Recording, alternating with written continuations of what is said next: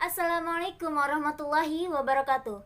Saya Melani Anggreni, NIM 1914-1001 dari jurusan Ekonomi Syariah kelas A semester 6. Baik, di sini saya akan menjawab soal ujian tengah semester mata kuliah Kewirausahaan dan Bisnis Syariah. Dosen pengampu Pak An Ansori MM Mkom yang terhormat. Baik, soal nomor 1 yaitu jelaskan tentang kewirausahaan atau entrepreneur menurut Joseph Schumpeter, Zimmerer, Kazimir, Richard Cantillon, dan Heinrich dan Peter. Kewirausahaan menurut Joseph Schumpeter, entrepreneur is the person who destroys the exciting economic order by introducing new product and service, by creating new forms of organization, or by exploitation new raw materials, atau yang artinya pengusaha sebagai orang yang menghancurkan tatanan ekonomi yang ada dengan memperkenalkan produk dan jasa yang baru, dengan menciptakan bentuk organisasi baru atau dengan eksploitasi bahan baku baru. Nah, Schumpeter ini menjelaskan entrepreneur adalah orang yang mendobrak sistem ekonomi yang ada dengan memperkenalkan barang dan jasa yang baru, dengan menciptakan bentuk organisasi baru atau mengolah bahan baku yang baru. Nah, baik, selanjutnya yaitu menurut Zimmerer. Menurut Schumpeter dan selanjutnya adalah menurut Zimmerer. Zimmerer menjelaskan entrepreneur atau kewirausahaan sebagai seorang atau seseorang yang menciptakan usaha baru dengan menghadapi ketidakpastian atau resiko dengan maksud untuk mencapai keuntungan dan pertumbuhan usaha melalui pengidentifikasian peluang yang signifikan dan penggunaan sumber daya yang diperlukan. Nah, itulah menurut Zimmerer. Selanjutnya yaitu entrepreneur atau kewirausahaan menurut Kazimir adalah orang yang berjiwa berani mengambil resiko untuk membuka usaha dalam berbagai kesempatannya. Berjiwa berani mengambil resiko ini artinya memiliki mental yang mandiri dan berani memulai usaha tanpa diliputi rasa takut sama sekali atau cemas sekalipun dalam kondisi tidak pasti. Nah, itulah menurut Kazimir. Dan selanjutnya yaitu menurut Richard Cantillon. Richard Cantillon mendefinisikan entrepreneur adalah agent who buys means of production at certain price in order to combine them. Yang artinya agen yang membeli alat-alat produksi dengan harga tertentu untuk menggabungkannya.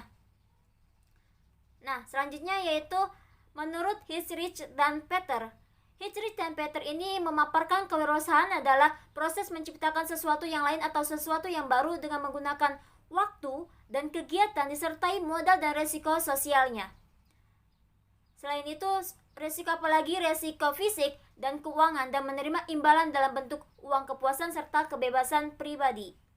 Baik, selanjutnya adalah soal nomor 2, yaitu menjadi seorang entrepreneur baik dalam dunia usaha maupun di dalam bidang lembaga-lembaga publik lainnya. Menurut Drucker, terdapat 7 faktor yang menjadi sumber kemungkinan. Sebutkan faktor-faktor yang menjadi sumber kemungkinan menjadi entrepreneur. Faktor-faktor yang menjadi sumber kemungkinan menjadi entrepreneur adalah sebagai berikut. Yang pertama adalah the unexpected atau hal tak terduga.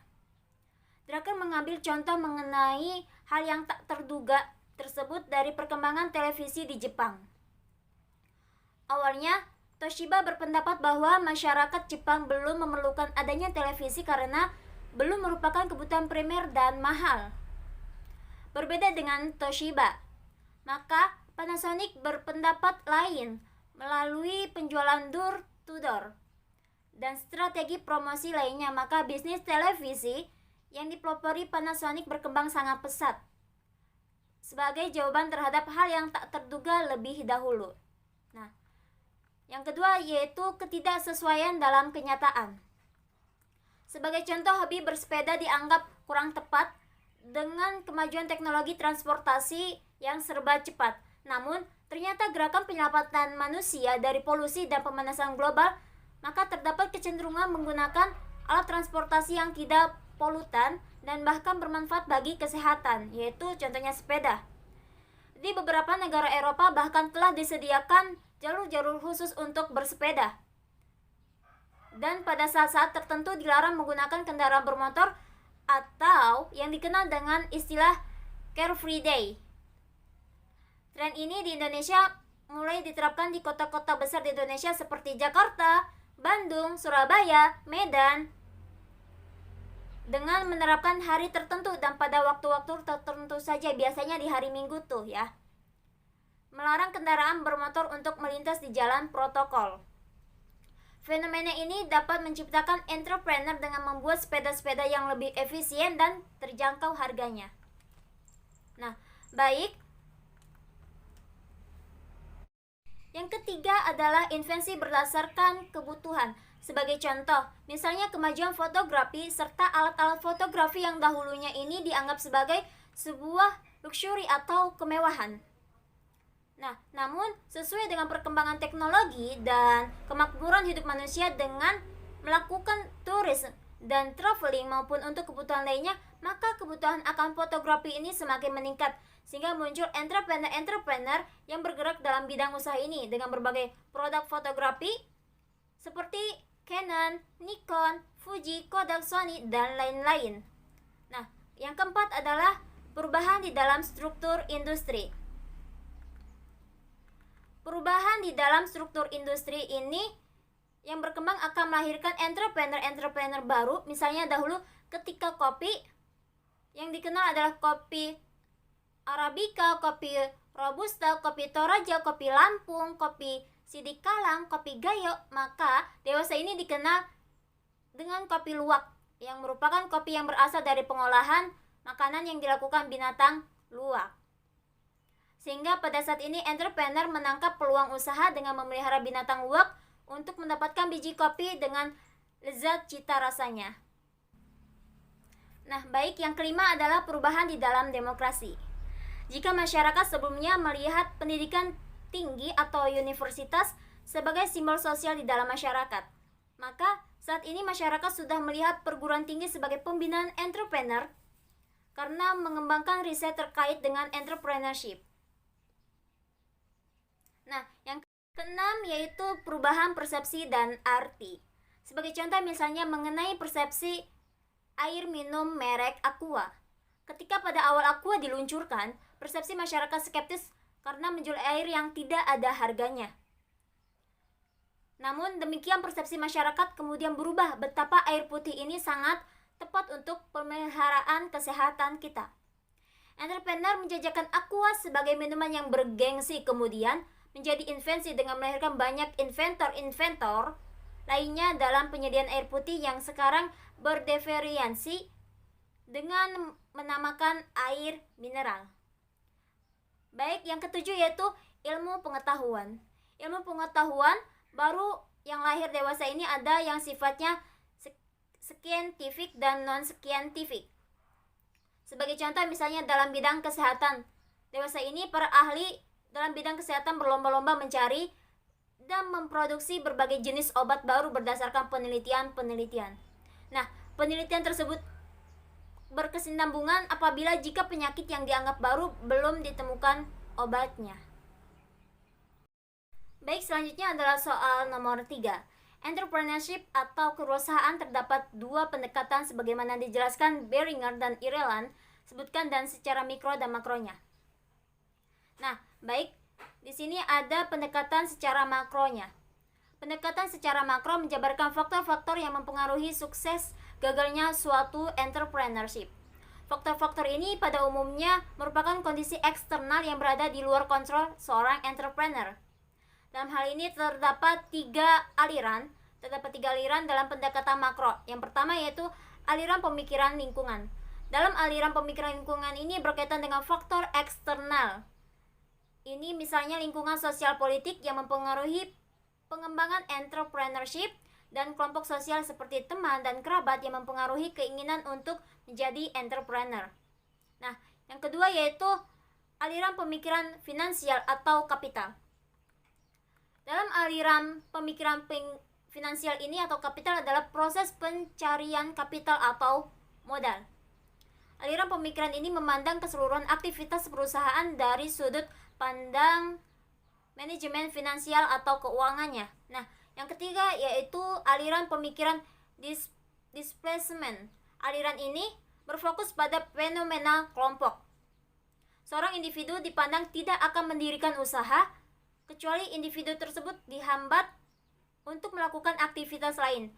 Contohnya yaitu seorang individu yang kehilangan pekerjaan atau di PHK, maupun karena adanya hambatan untuk terus bekerja di suatu perusahaan, maka individu tersebut beralih menjadi entrepreneur. Karena di PHK, beliau ini beralih menjadi entrepreneur. Masya Allah.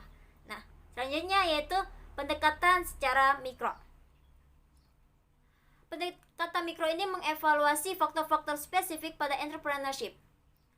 Entrepreneur potensial memiliki kemampuan atau kontrol untuk mengarahkan atau menyesuaikan keluaran dari setiap pengaruh dalam pendekatan ini. Tidak seperti halnya dengan pendekatan makro yang berfokus pada kejadian atau faktor dari luar, maka pendekatan mikro berfokus pada sesuatu yang memandang dari dalam keluar. Jadi mikro ini dari dalam keluar. Terdapat 3 aliran pemikiran pada pendekatan mikro ini. Yang pertama yaitu aliran pemikiran trade entrepreneurial. Nah, terdapat ciri-ciri umum entrepreneur sukses seperti kreatif, rasa percaya diri yang tinggi, keinginan untuk maju dan berani menempuh resiko. Nah, ciri-ciri ini apabila dapat ditumbuhkan akan memberi kemungkinan keberhasilan pada entrepreneur atau kewirausahaan atau pada wirausaha tersebut yang tinggi dari seorang entrepreneur. Nah, yang kedua yaitu aliran pemikiran peluang usaha. Aliran pemikiran peluang usaha ini berfokus pada aspek peluangnya dari pengembangan suatu usaha, pengembangan ide yang tepat pada waktu yang tepat untuk pasar yang tepat pula. Dipandang merupakan kunci suksesnya usaha. Yang ketiga yaitu adanya aliran pemikiran formulasi strategis. Nah, aliran ini berpendapat bahwa proses perencanaan merupakan bagian terpenting dalam pengembangan suatu usaha. Formulasi strategi merupakan hasil dari gabungan elemen unik yang terdiri dari pasar, orang, produk, dan sumber daya yang unik juga. Baik, selanjutnya adalah soal nomor 4. Soal nomor 4 yaitu sebutkan dan jelaskan kemampuan yang harus dimiliki agar menilai kualifikasi untuk memulai dan mengelola bisnis baru agar berhasil. Nah, di sini ada pendapat Fadiati dan Purwana menjelaskan karakteristik dan kualifikasi entrepreneur, yaitu yang pertama memiliki rasa percaya diri yang tinggi dan sikap mandiri yang tinggi untuk berusaha mencari penghasilan dan keuntungan melalui perusahaan. Yang kedua yaitu mau dan mampu mencari dan menangkap peluang usaha yang menguntungkan serta melakukan apa saja yang perlu untuk dimanfaatkan. Yang ketiga yaitu mau dan mampu bekerja keras dan tekun dalam menghasilkan barang dan jasa serta mencoba cara kerja yang lebih tepat dan efisien. Yang keempat yaitu mau dan mampu berkomunikasi, tawar-menawar dan musyawarah dengan berbagai pihak yang besar pengaruhnya pada kemajuan usaha terutama para pembeli atau pelanggan. Yang kelima yaitu menghadapi hidup dan menangani usaha dengan terencana, jujur, dan disiplin. Yang keenam yaitu mencintai kegiatan usaha dan perusahaannya serta lugas dan tangguh tetapi cukup luwes dalam melindunginya. Yang ketujuh yaitu mau dan mampu meningkatkan kapasitas diri dan kapasitas perusahaan atau organisasi dengan memanfaatkan dan memotivasi orang lain serta melakukan perluasan dan pengembangan usaha dengan resiko yang moderat.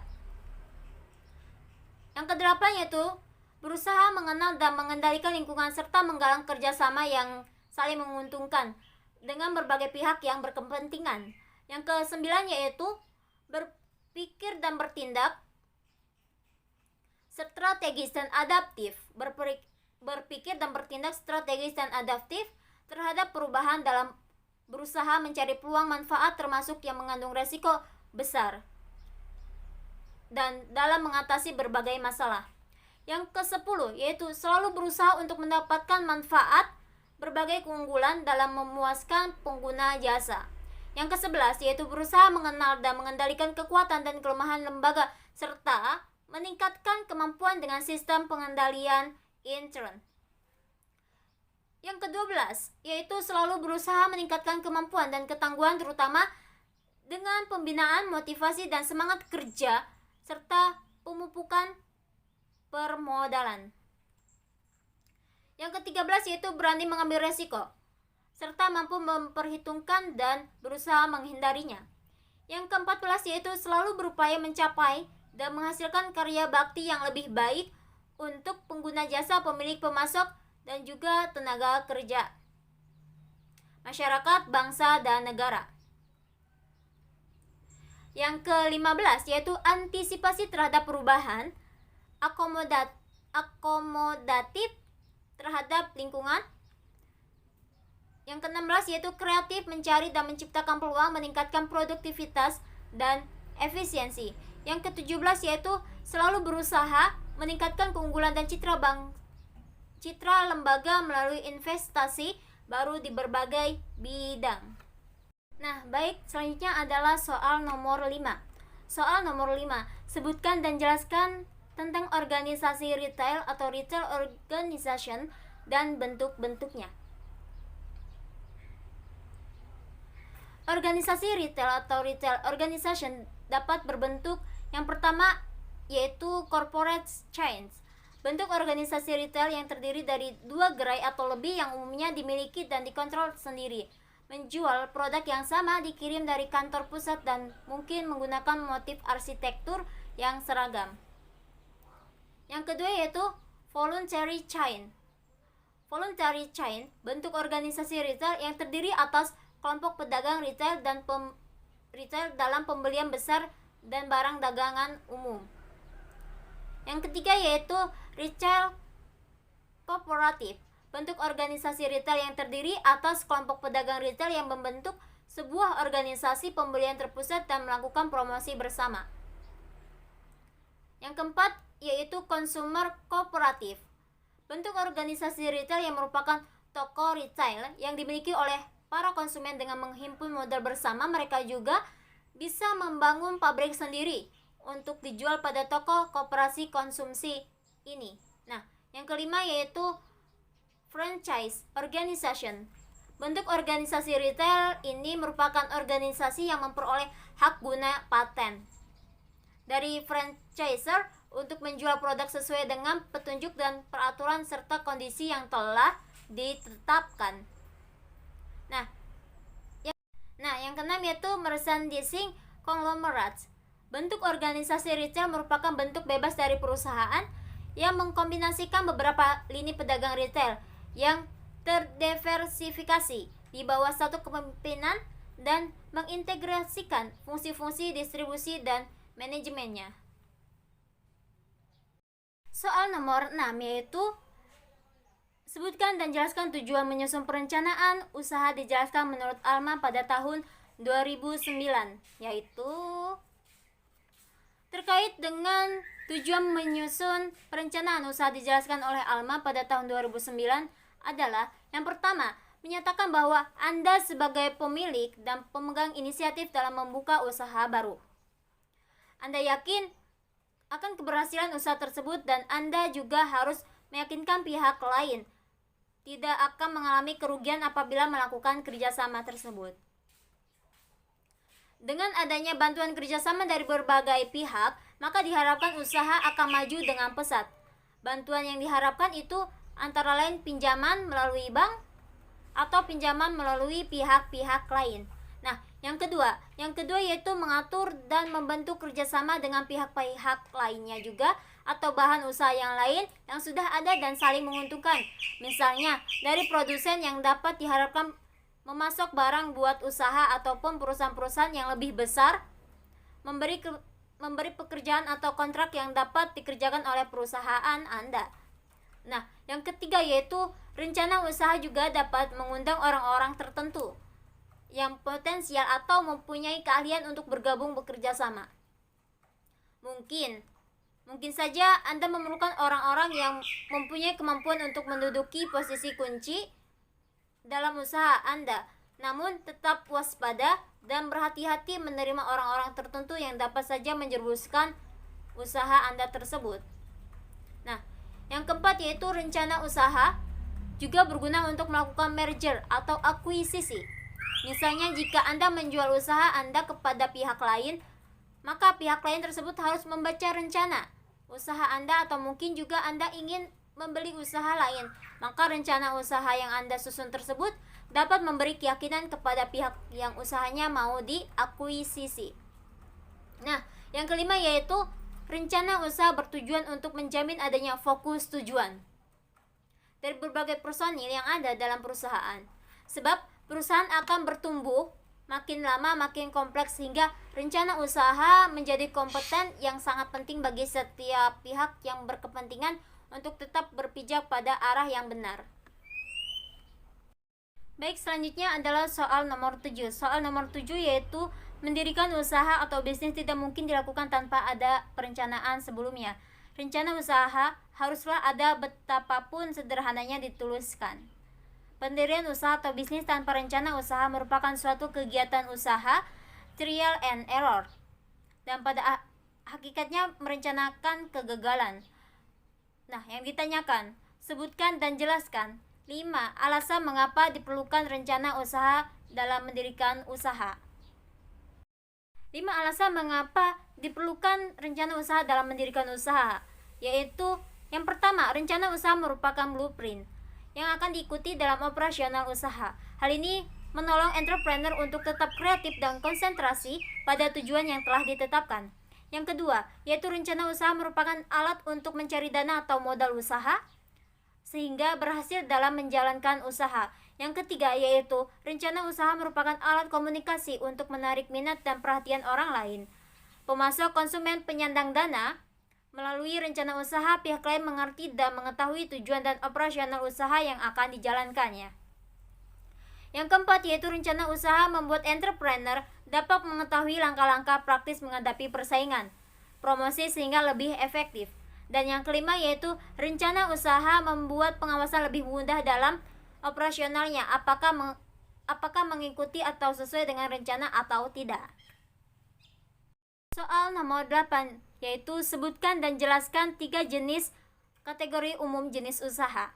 Baik, 3 jenis kategori umum jenis usaha ada 3 ya. Yang pertama yaitu usaha produksi atau manufacturing.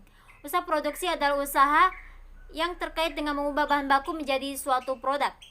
Oleh karena itu, sumber keunggulan usaha produksi dalam bersaing terkait dengan kualitas, kontinuitas, dan harga bahan baku yang dipasok oleh pemasok serta teknologi produksinya.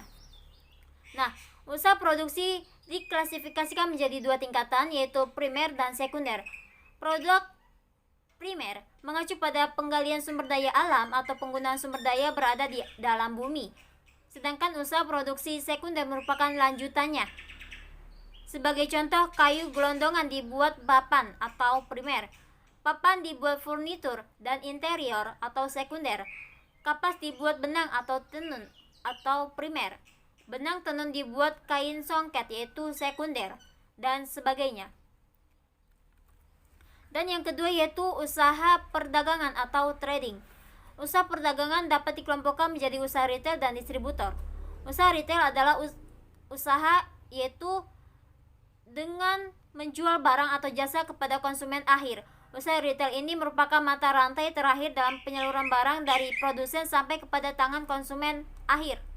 Nah, usaha distributor atau perdagangan besar adalah segala aktivitas pemasaran marketing yang menggerakkan barang dari produsen ke pedagang retail atau ke usaha marketing lainnya.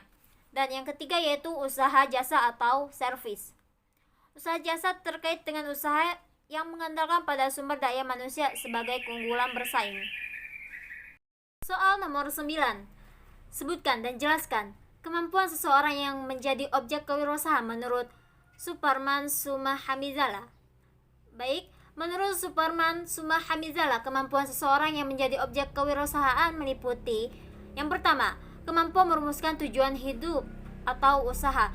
Dalam merumuskan tujuan hidup atau usaha, diperlukan adanya perenungan dan koreksi yang kemudian dibaca dan diamati berulang-ulang sampai dipahami apa yang menjadi kemauannya. Yang kedua yaitu kemampuan memotivasi diri, yaitu untuk melahirkan suatu tekad kemauan yang besar. Yang ketiga yaitu kemampuan berinisiatif, yaitu mengerjakan sesuatu yang baik tanpa menunggu perintah orang lain, yang dilakukan berulang-ulang sehingga menjadi terbiasa atau berinisiatif. Dan yang keempat yaitu kemampuan berinovasi, yang melahirkan kreativitas atau daya cipta. Dan setelah dibiasakan berlangsung, akan melahirkan motivasi. Kebiasaan ini inovatif. Kebiasaan ini disebut dengan kebiasaan inovatif, adalah desakan dalam diri untuk selalu mencari berbagai kemungkinan atau kombinasi, bahkan dapat dijadikan perangkat dalam menyajikan barang dan jasa bagi kemakmuran masyarakat. Nah, itulah jawaban UTS dari saya, Melanie Anggreni. Kurang lebihnya mohon maaf. Wassalamualaikum warahmatullahi wabarakatuh.